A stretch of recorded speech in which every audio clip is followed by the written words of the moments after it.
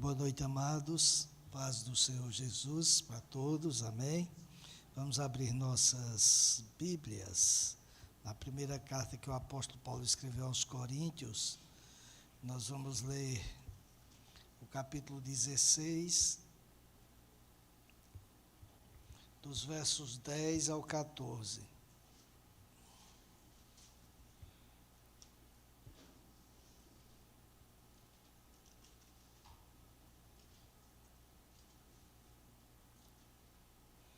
Amém? Assim diz o texto santo. E se Timóteo for, façam tudo para que não tenha nada a temer enquanto estiver entre vocês, porque trabalha na obra do Senhor, como também eu. Portanto, que ninguém o despreze, ajudem-no a continuar a viagem em paz, para que venha até aqui, visto que o espero com os irmãos. Quanto ao irmão Apolo, muito lhe tenho recomendado que fosse visitar vocês em companhia dos irmãos, mas ele não quis de jeito nenhum ir agora. Irá, porém, quando tiver oportunidade. Fiquem alertas, permaneçam firmes na fé, mostrem coragem e sejam fortes. Façam todas as coisas com amor. Pai, eu peço que tu fales aos nossos corações por meio da tua palavra. Seja o Senhor a falar neste momento, em nome de Jesus. Amém. Bem, queridos, esta sessão da carta que o apóstolo Paulo escreveu aos Coríntios parece ser, e é, na verdade, o encerramento de tudo que ele havia falado, parece ser algo trivial, que não teria muitas lições para nós. Ocorre que a palavra de Deus sempre tem lições, independentemente do que se está tratando naquele momento, sempre ela traz lições para nós. De forma que o apóstolo Paulo, no versículo 10, recomenda Timóteo. Ele diz: e se Timóteo for, façam tudo para que não tenha nada a temer enquanto estiver entre vocês, porque trabalha na obra do Senhor, como também eu. Se nós voltarmos um pouco no princípio da carta, no capítulo 4, verso 17, nós vamos ver que o apóstolo falou em enviar Timóteo a Corinto, já lá naquele momento. E ele disse assim: por esta causa eu enviei até vocês Timóteo, que é meu filho amado e fiel no Senhor, o qual fará com que vocês se lembrem dos meus caminhos em Cristo Jesus, como por toda parte ensino em cada igreja. E antes de dizer que estaria enviando Timóteo para a igreja de Corinto, ele conclamou seus leitores a serem imitadores dele do apóstolo Paulo. No verso 16, ele disse: vocês devem ser meus imitadores. E ainda no capítulo 4, ele aconselhou seus leitores um pouco antes, que pelo exemplo dele, do apóstolo Paulo, e também aconselhou eles a se balizarem pelo exemplo de Apolo. Era ele e Apolo. Ele diz assim, e aí ele disse: não ultrapasse o que está escrito, não ultrapassem o que está escrito no verso 6. Por esta causa, como consta aqui no verso, ou seja, por esta razão, ele enviou Timóteo para que Timóteo, fizesse com que os seus leitores lembrassem, trouxessem à memória todos os caminhos em Cristo que haviam sido ensinados pelo apóstolo Paulo. E é importante o conselho que o apóstolo Paulo deu aos Coríntios, aqui no verso 10, porque entre os crentes daquela cidade, havia alguns que eram confiantes, eram voluntariosos, eram os caras que se achavam os tais.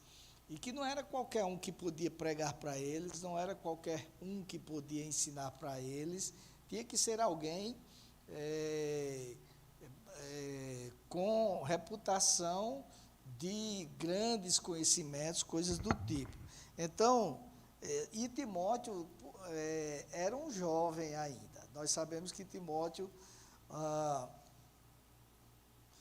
havia sido recrutado, vamos dizer, pelo apóstolo Paulo, e ainda estava no início da sua juventude. Por isto, ao que parece, o apóstolo Paulo temia que Timóteo não fosse adequado para a tarefa de lidar com as dificuldades que eram provocadas por aqueles homens de Corinto. Aliás, os acontecimentos que a gente vai vendo depois mostram que o temor do apóstolo tinha fundamento. Então ele inseriu na sua carta uma palavra em favor de Timóteo, mostrando que eles, o apóstolo e o próprio Timóteo, ele fez questão de dizer isso no verso 10, ele diz assim: e se Timóteo for, façam tudo para que não tenha nada a temer enquanto estiver entre vocês, porque trabalha na obra do Senhor, como também eu. Então, tanto ele como Timóteo estavam empenhados na mesma obra, na obra do Senhor. Então, assim como ele, o apóstolo Paulo, deveria ser ouvido, Timóteo também era digno de ser ouvido. E isto revela o cuidado que o apóstolo tinha, não apenas com os coríntios, que ele estava escrevendo para os coríntios, estava repreendendo eles, ensinando, mas também com os seus discípulos. Ele, vamos dizer assim, não lançou Timóteo às feras, como que é dizer assim, te vira. Isso é um erro, e toda igreja precisa aprender isto, que às vezes se começa um trabalho num lugar, ou se tem um trabalho e joga-se alguém à frente da obra, sem nenhuma experiência, muitas vezes, e deixa a pessoa se virar lá, não dá nenhuma força, não dá nenhum apoio para aquela pessoa, e isto não deve acontecer.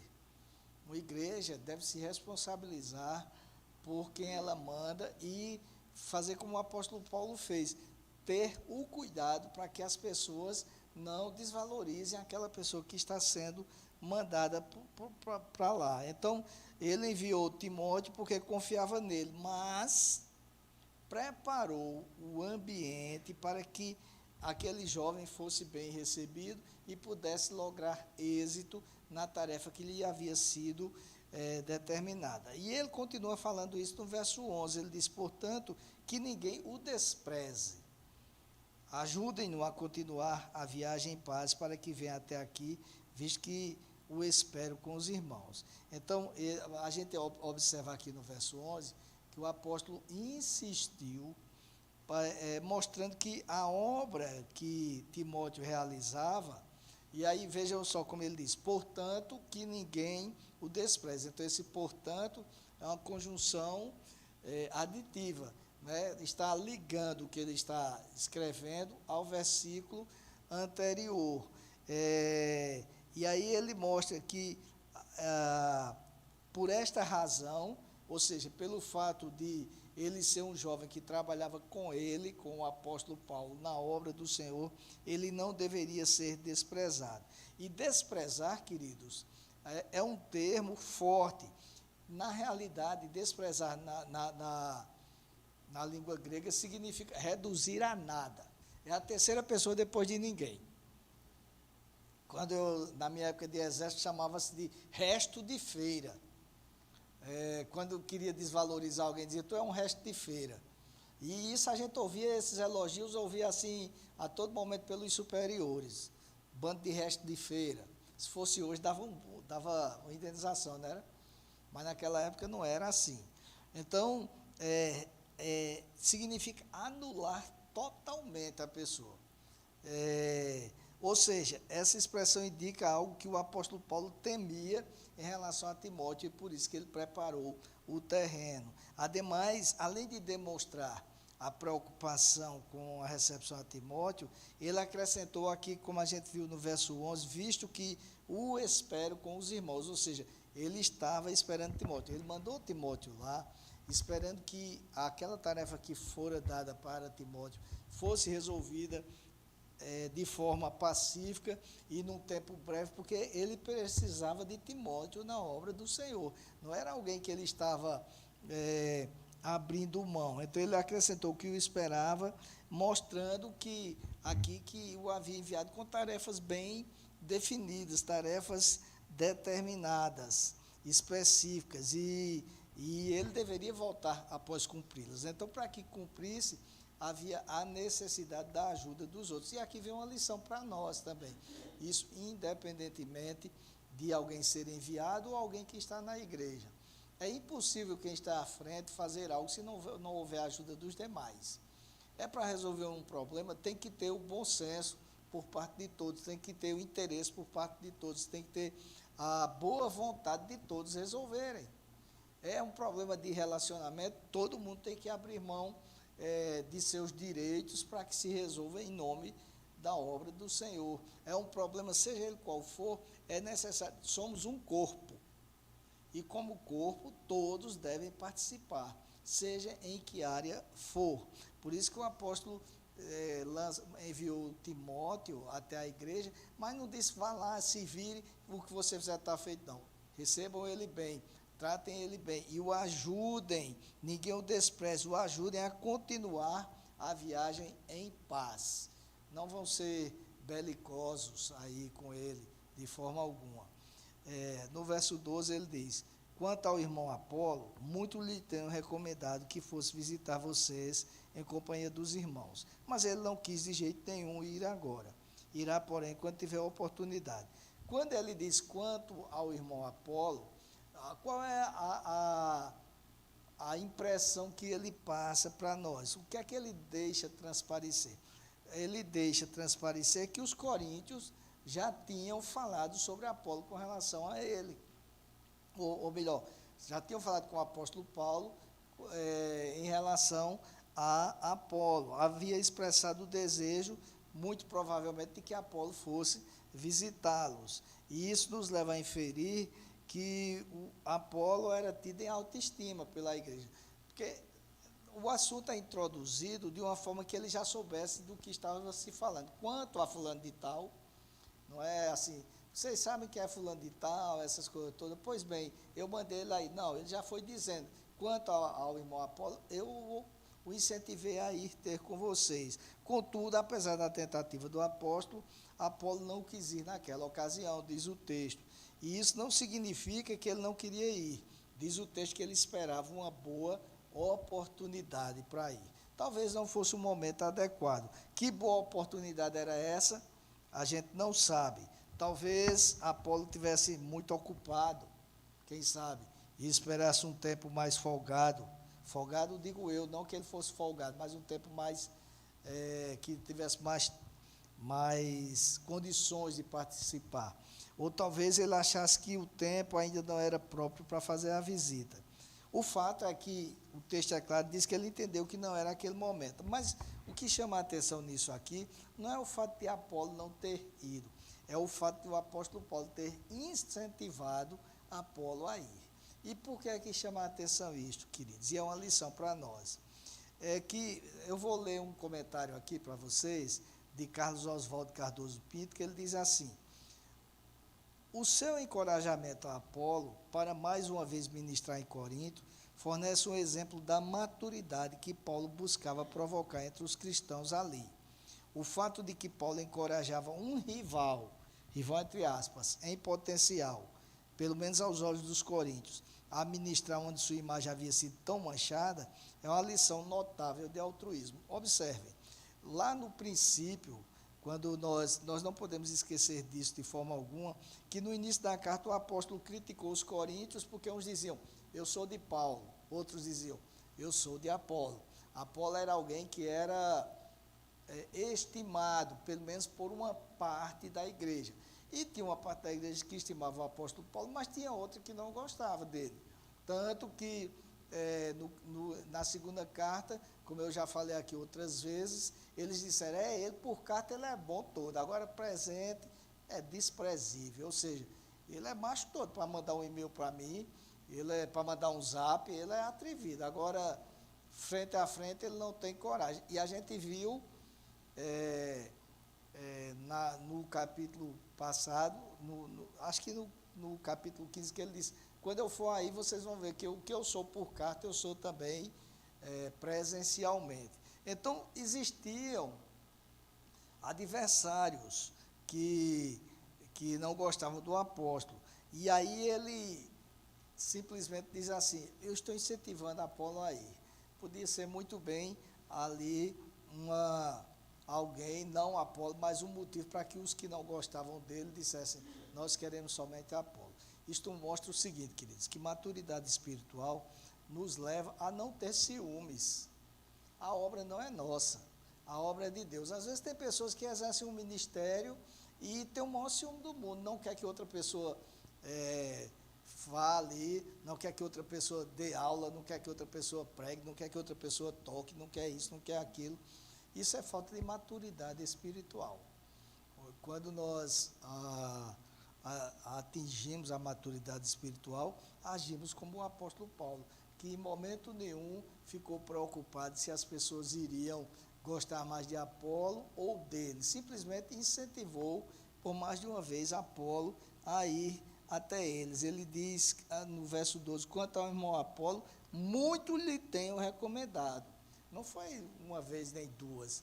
Ele estava insistindo para que Apolo fosse lá. Mostra que ele não tinha nenhum ciúme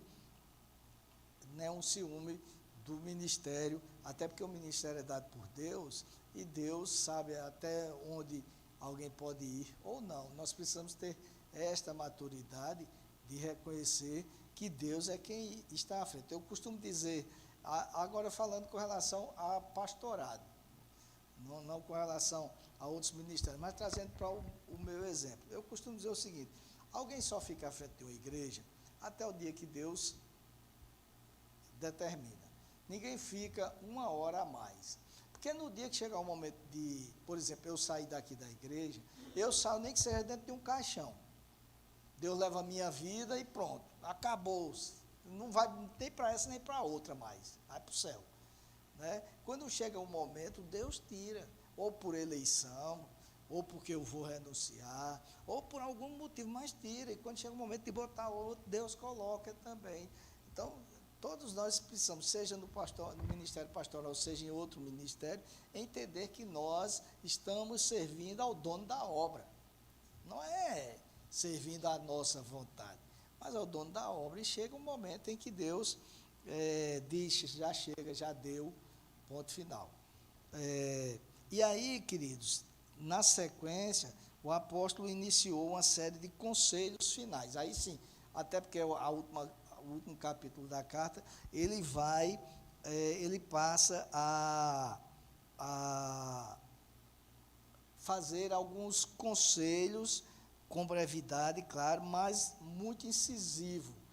Fica muito claro que ele é incisivo nas exortações que ele faz aqui. Porque os coríntios, nós já vimos ao longo da carta, eles tinham mostrado muita imaturidade espiritual em algumas coisas. Nós vimos que em muitas áreas os coríntios eram imaturos. E traz muitas lições, trouxeram muitas lições para nós, os conselhos do apóstolo Paulo. Então, o apóstolo, numa série de ordens bem contundentes aqui, indica-lhes um caminho melhor. No versículo 13º, ele diz, ele tem 4 exortações. Fiquem alertas, permaneçam firmes na fé, mostrem coragem, sejam fortes. Vejam só, fiquem alertas. Não se tratava de atitudes momentâneas, porque na obra do Senhor, nós não vivemos de momentos. Claro que existem momentos, parece ser contraditório o que eu estou dizendo, claro que existem os momentos específicos, mas a vida deve ser linear, a vida de um cristão. Não pode ser de altos e baixos, tem que ser linear. Então, ele estava tratando aqui de estados duradouros, de atitudes duradouras. Essa palavra denota mais do que aqui, fiquem alertas, não é no sentido de não durmam, por exemplo. Não é mera inexistência de sono. Isso implica em um esforço.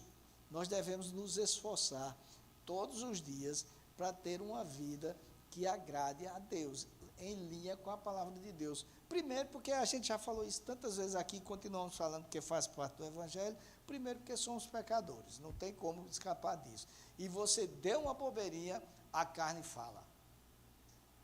Não tem esse negócio, não. Qualquer coisa, a dona carne está ali, doida para estribuchar. Ela não se converte. A realidade é essa, né?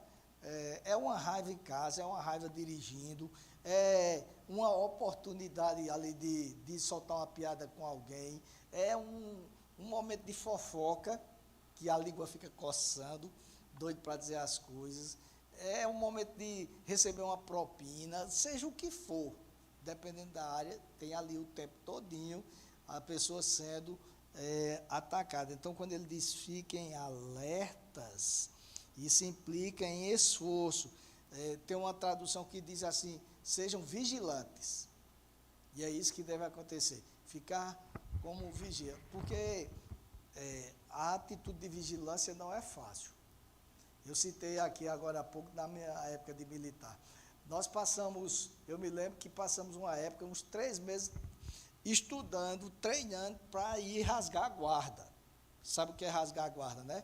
É ficar de guarda no quartel, lá na Vila dos Oficiais, de madrugada. Aí, então, eu me lembro bem disso, porque ficou muito gravado na minha mente.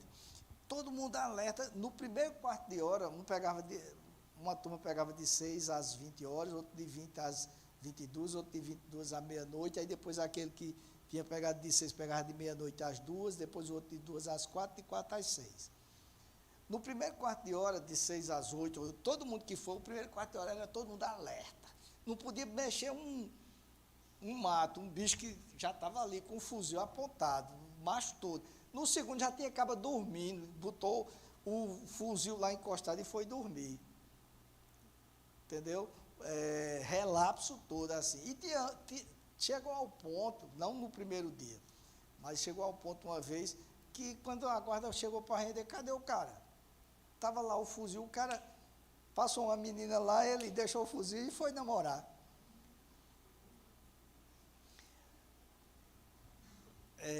Ficar alerta não é fácil. Você fica alerta por uns minutos, mas depois você não consegue. E na vida espiritual é desse jeito.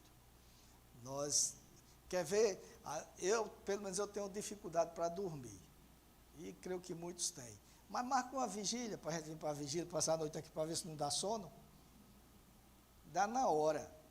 Entendeu? Espiritualmente as coisas parece que funcionam de forma contrária a nós. Ora, às vezes eu estou pregando aqui na quarta-feira, tem gente dormindo, imagina numa vigília.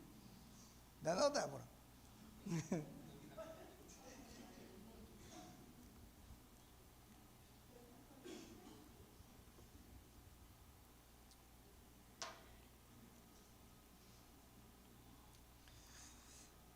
Fiquem alerta. Segunda coisa, permaneçam firmes na fé. É a segunda exortação dele. Permaneçam firmes na fé. Isso, obviamente, se refere à estabilidade que o cristão deve ter. O cristão deve ser firme, ter como firme fundamento, ter uma fé firme em Cristo. A fé é o firme fundamento que nós temos, né? Então, esta estabilidade não existia em Coríntios. Por isso que havia tantos altos e baixos. E muitas vezes não existe no meio de muitos cristãos. Até porque, queridos, olha, já é difícil a gente ter essa estabilidade, porque a carne quer falar mais alto. E quando se prega doutrina muito frouxa, muito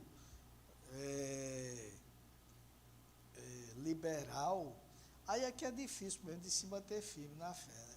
Então, nós precisamos entender que a palavra de Deus, que é a melhor doutrina que existe, a palavra de Deus, faz exigências muito grandes para nós. Eu estava falando, acho que foi domingo aqui que eu estava falando, quando a gente olha para o cristianismo, a gente vê que o sarrafo, a exigência é muito alta. Os judeus eram muito legalistas, né? E os rabinos colocavam fardos muito pesados sobre eles, era um legalismo terrível. Então eles esperavam que viesse um cara que livrasse eles do jugo dos romanos e também, penso eu, de muitos legalismos. Aí vem Jesus aumentando ainda mais, não por legalismo, mas porque as pessoas tinham que ser santas. E aí, por serem santas, ele disse assim, vocês ouviram o que foi dito, né? Que não deveria haver adultério, mas eu vos digo que se alguém olhar com intenção impura no coração, já pecou, já adulterou. Então veja como ele foi colocando o sarrafo bem mais alto. Para que isso se mantenha assim, é preciso que estejamos firmes, tanto alertas como firmes na fé que abraçamos. Por quê? Por uma razão muito simples. Se nós não cremos no Senhor Jesus, como deveremos crer firmemente, então a gente não vai seguir os ensinamentos dele. É simples assim. Nós vamos ser pessoas que ignoram o que o Senhor diz. Por isso ele mostrou isso. E aí tem uma outra coisa que, vejam que não é nenhuma atitude isolada. Primeiro, fiquem alertas, depois permaneçam firmes na fé, que está ligada a ficar alerta. E aí vem uma atitude mais radical ainda. Mostrem coragem. Então, coragem aqui em vários sentidos. Porque muitas vezes se manter como cristão autêntico no ambiente de trabalho, em tantos lugares, exige coragem. Antigamente tinha um adesivo que dizia assim: tem gente que anda com o coração de Jesus no peito. Eu quero ver ter peito para andar com Jesus no coração. Porque realmente, para colocar em prática, às vezes eu digo isso quando a gente vai ministrar palestras em encontros, eu vou com o Débora. Eu digo, você precisa ter coragem para colocar tudo isso em prática, porque o cara vai para um encontro, ouve as coisas tudo bacana, tudo, aí no outro dia ele chega no trabalho, rapaz, participei de um encontro, vai aparecer logo alguém que vai dizer, tu está nessa agora, é? Deixa de ser besta, rapaz. Que nada, vamos ali tomar uma logo, que é para a gente resolver esse negócio. Aí tem cara que participa do encontro, como uma vez a gente estava no concílio, e tinha um cara, no concílio não, no cursilho, né, Débora? E tinha um cara lá que no final ele foi dar um testemunho, aí bebarrão, com os amigos, tudo. Aí os caras convidaram ele, eu vou. Aí os amigos perguntaram, tá, pronto, vou para um spa, vou passar um final de semana no spa, para ninguém procurar ele, não podia saber que estava no evento cristão, então eu vou para um spa. Então tem gente que não tem coragem não de se manter firmes. E aqui, isso indica que eles deveriam se igualar a pessoas adultas, responsáveis, porque eles estavam envolvidos numa luta muito desesperada, eu posso usar esse termo, desesperada, com as forças do mal que existiam na igreja. Todo tipo de pecado tinha naquela igreja. Tinha um cara que vivia com a mulher do pai dele, né? Assim, tinha os que valorizavam somente o oba-oba e nada de cristianismo. Os caras se embebedavam na ceia do Senhor, ficavam embriagados e enchiam a barriga. Como diria, uma vez eu fui andando, eu ia para Patos e a gente parou em Santa Luzia para almoçar e parando no restaurante, perguntamos assim, o que é que você tem aí? Tem que comer, para vocês encherem o bucho. Bem educado o rapaz, pronto. Tinha gente que enchia o bucho lá, era assim.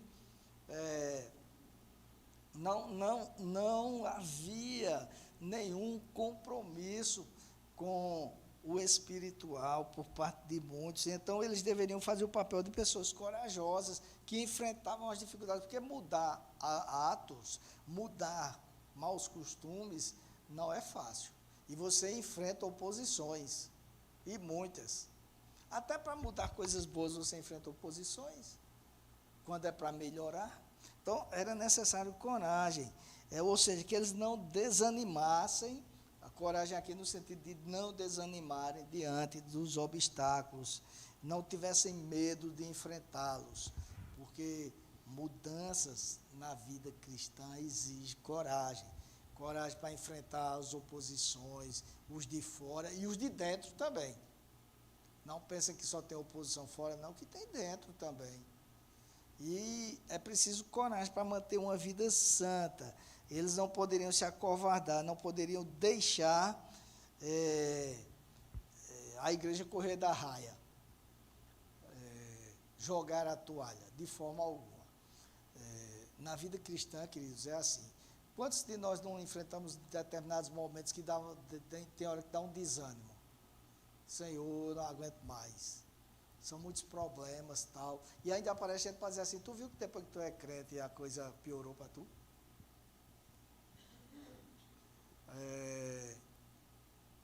nós precisamos ter coragem para enfrentar, inclusive, o nosso eu, que muitas vezes se acomoda e não quer mudar, não quer melhorar. Ou então a gente fica dizendo assim, amanhã eu vou mudar. E enquanto houver amanhã, a gente muda. Por fim, o apóstolo Paulo diz assim, sejam fortes, ainda no verso 13º. E esse sejam fortes lá no original está na voz passiva. A voz passiva é aquela que o sujeito sofre a ação, né? A ação verbal. Então, quando ele diz sejam fortes, é como que ele dissesse assim, sejam fortalecidos, que o Senhor os fortaleça, nesse sentido. Não era nem que eles deveriam se achar os maiorais, mas que eles fossem fortalecidos pelo Senhor. Por que isto, queridos? Porque o cristão autêntico, entende que não tem uma força inata. Não é inato. A pessoa não nasceu com ela, não é uma força inerente a ela, sobretudo quando o assunto está relacionado à obra do Senhor. A força do cristão vem de Deus. É isso que nós temos que ter em mente, conscientemente. Nós não temos forças próprias. Se nós tivermos essa força própria, ela vai se exaurir rapidinho. Observem que um homem de Deus, como o profeta Elias, um homem que foi capaz de tripudiar dos profetas de Baal, gritem mais alto, pode ser que ele esteja dormindo, pode ser que ele tenha de fazer as necessidades dele, e nada. E depois ele disse assim, coloque a água sobre o cordeiro. Primeiro mandou cavar um fosso ao redor. Coloque a água sobre o cordeiro. Os caras jogaram água. Coloque mais água. Jogaram mais água. Façam isso pela terceira vez. Jogaram a água de tal forma que molhou o cordeiro, molhou a lenha e encheu o fosso, a valeta de água. E quando ele orou, o que foi que aconteceu? Desceu o fogo do céu, consumiu o cordeiro, consumiu até a água que estava lá, e o povo ficou, só o Senhor é Deus. Este homem, pouco tempo depois, porque uma mulher disse, eu quero ver se eu não vou fazer a mesma coisa com você, esse homem pediu para morrer. Senhor, já chega, tira minha vida, não dá mais não dá mais. Então, assim, se a gente for depender das forças humanas, a gente desiste, e desiste rápido. Por isso que nós temos que ter a consciência que a força do cristão vem do Senhor, amém? É Ele quem nos fortalece, é Ele quem nos mantém firmes. Quando nós pensamos que não temos forças, Ele vai nos dar mais forças ainda, e nos faz andar um pouco mais. É por isso que às vezes você encontra um cristão e diz, e aí, meu amado, como está meu amado, eu não aguento mais, eu estou a ponto de desistir. Passa 6 meses, um ano, você encontra, e aí, meu amado, como está, eu não aguento mais, mas passou um ano. Deus fortalecendo, Deus segurando, Deus dando, fortalecendo para que a pessoa continue andando em frente. Então, quando ele diz, sejam fortes, isso aqui é muito mais que Deus lhes fortaleça, que vocês sejam fortalecidos pelo Senhor, do que propriamente sejam fortes no sentido de tirar força de dentro. Porque querer não é poder. Esse ditado pode existir aí fora, mas não aqui. Querer nunca foi poder, né? Eu gostaria de ser um Bill Gates, não posso ser. Como é que vai ser isso? Então, não é poder. Agora, quando querer se torna poder, quando nós dependemos do Senhor. Porque aí o Senhor faz aquilo que lhe apraz. E nada é impossível para Deus, diz a palavra do Senhor. Por isso que nós temos que ter essa consciência de que a força não vem de nós, vem de Deus. E por fim, a última exortação aqui no verso 14, ele diz, façam todas as coisas com amor. Façam todas as coisas com amor. E obviamente, queridos, que aqui ele está nos lembrando do que ele escreveu no capítulo 13º. Lembram do capítulo 13º? Que a única falha no capítulo é ter esse número. Ele podia ter escrito no 12, né, no 14, não, foi escrever nesse aqui, é a falha que tem, mas talvez tenha sido nesse número para a gente aprender a amar até nessa hora, né? Então, o chamado capítulo do amor, a ênfase do capítulo 13º é a natureza do amor cristão, né? Nada do que fizermos deve ser sem amor, queridos, nada. E vejam bem, isso não tem a ver com sentimentos. Eu já disse isso quando a gente estudou o capítulo lá. Não tem a ver com gostar do que se está fazendo. Até nós gostamos muitas vezes, tudo. Mas o amor é muito mais do que um mero acompanhamento de ações cristãs, é muito mais do que um sentimento, é muito mais de gostar daquilo que faz, ou gostar de alguém. Não tem gente que o cara diz, foi amor à primeira vista. Eu gosto de Tony Mar de graça. Ele mora no meu coração e não paga aluguel, né? Isso é fácil, mas não é desse tipo de amor que está falando. É servir a Tony Mar com amor, mesmo que ele não mereça. Não estou dizendo que você não merece, mas mesmo que não mereça, é estar ali fazendo por amor e por amor, sobretudo, ao Senhor. Se não fosse isso, vocês não me aguentariam, e nem eu aguentaria um bocado aqui. Não, peraí, deixa eu dizer, Everton, Érica, vou nominar assim, porque senão, Valquíria, porque se eu não nominar, vai fazer, está igual eu estava vendo um pastor pregando outro dia, que ele disse assim, que a esposa dele morreu, mas Senhor, ele orando no momento de dificuldade, mas Senhor, tanta gente que tinha naquela igreja ali que podia morrer, tu vai levar minha esposa, eu mesmo conheço uma lista, eu tenho uma lista dos que era para tu. Aí quando terminou, veio logo um bocado para cima dele. Ele disse, mas rapaz, hoje eu preguei, hoje foi dar unção. Aí o primeiro já deu o tom. Quero saber se meu nome está nessa lista aí. Todo mundo com raiva. Então, não é com vocês. Os nomes. Hã? O que eu estou querendo dizer, queridos, é que no dia a dia, é isso que eu quero dizer, realmente. No dia a dia, existem coisas que alguns de nós fazemos, ou todos nós fazemos, que vão decepcionar outros, vão entristecer outros, vão enraivecer outros.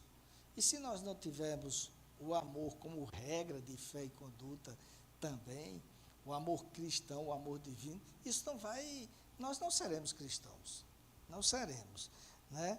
O amor deve ser a motivação da vida do cristão, fazer com amor, o trabalho com amor, quer comais, quer bebais, façais outra coisa qualquer, fazer tudo para a glória de Deus, mas aqui ele diz, façam tudo com amor. Vou fazer, né? Fazer o quê? Vou fazer como se estivesse fazendo para Deus. Não é isso, mas ter a consciência de que nós estamos fazendo aquilo, porque Deus nos capacitou para isso, e nós amamos ao Senhor e amamos fazer isso. Nós devemos viver o amor, ou seja, tudo que nós fizermos, devemos fazê-lo com amor e não por obrigação ou com lamentos. Muitas vezes as pessoas fazem as coisas lamentando, reclamando, né? Nós devemos nos mover com amor e eu digo mais, nós só subsistiremos se for por esse amor. Do contrário, a gente não consegue viver o cristianismo. Homem, sejam sinceros, não tem dia que a gente acorda com a braguilha para trás, com raiva do mundo, sei lá, alguma coisa assim, não é? Imagine se a gente, nesse dia, eu não quero saber de conversa com ninguém, não. Eu estava logo umas tapas em Débora, né? Não, porque só quem tem ao meu lado é ela, não tem mais ninguém. Ou então, o contrário, ela fazia comigo, né? Tem dia que é assim, mas é exatamente nesses momentos que nós devemos lembrar que somos cristãos. E devemos colocar tudo isso em prática, inclusive fazer tudo por amor. Há momentos que isto é muito difícil, mas é absolutamente necessário, porque cristianismo é, antes de tudo, prática. Cristianismo não é simplesmente eu saber seguir uma igreja e conhecer uma religião. Cristianismo é colocar em prática aquilo que a gente ouve. E a gente vai errar muito, muito. Mas mesmo errando, nós podemos, como cristãos, nos arrepender e voltar de onde paramos e começar tudo de novo. Porque, do contrário, a gente vai vai ter problemas. Às vezes por isso que ele diz assim, sejam corajosos, e aí tem a ver com ser maduros, porque às vezes a gente age como crianças. Vê, por exemplo, Marjorie, tem hora que Marjorie não pode me ver que me dá um abraço, tem hora que fecha a cara para o meu lado, fica com raiva do nada. Não é assim que acontece com criança? Eu estou citando o exemplo de Marjorie, mas posso citar qualquer um aqui. E acontece conosco também. Só que a criança é sincera, né? A gente, às vezes, é mascarado. E aí diz que nós devemos ter o cuidado para não vivermos como Jesus chamou. Jesus chamou os religiosos da época de hipócritas. E hipócritas é uma palavra que no grego significa ator, atriz, hipócrisis. Tem a ver com... Eles usavam máscaras. Lembram daqueles atores que seguravam máscaras assim, aqui? Pronto. Então, nós não podemos viver como quem representa. Nós temos que ser sinceros, autênticos. Não é um amor falso de tapinha nas costas. Por isso que a Bíblia diz que em todo tempo ama o amigo e na angústia nasce o irmão. Que é aquele que está ali junto, cuidando de cada um. E deve ser assim. E é por isso que nós não podemos olvidar das lições do apóstolo Paulo aqui. Amém, queridos? Vamos orar? Senhor Deus, aplica a tua palavra nos nossos corações. Louvamos a ti pela vida do apóstolo Paulo, que nos deixou tantos ensinamentos, Senhor. Mesmo sendo homem falho, ele chegou a dizer que era o principal dos pecadores, mas ainda assim tu o usaste. Pedimos que tu nos use também, para que nós sejamos instrumentos de transmissão da tua palavra com as nossas vidas. Oramos, pois,